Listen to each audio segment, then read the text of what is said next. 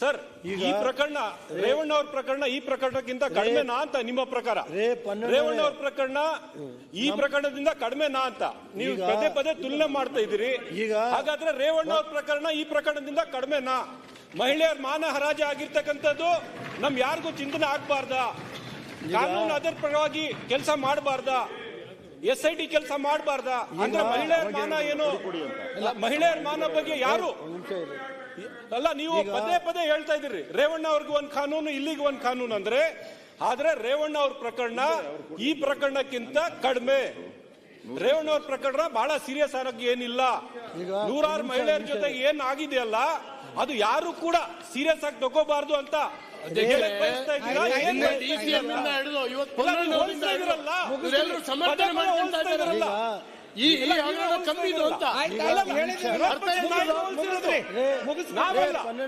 ನಾವಲ್ಲ ಸ್ವಾಮಿ, ವಿರೋಧ ಪಕ್ಷದ ನಾಯಕರು ಕಂಪೇರ್ ಮಾಡ್ತಾ ಇದಾರಲ್ಲ, ನೀವು ಕಂಪೇರ್ ಮಾಡಿರೋದು.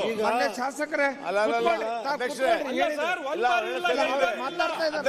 10 ಬಾರಿ ವಿರೋಧ ಪಕ್ಷದ ನಾಯಕರು ರೇವಣ್ಣ ಅವ್ರ ಪ್ರಕರಣ ಮತ್ತೆ ಈ ಪ್ರಕರಣಕ್ಕೆ ಕಂಪೇರ್ ಮಾಡ್ಕೊಂಡು ಮಾತನಾಡ್ತಾ ಇದ್ದಾರೆ.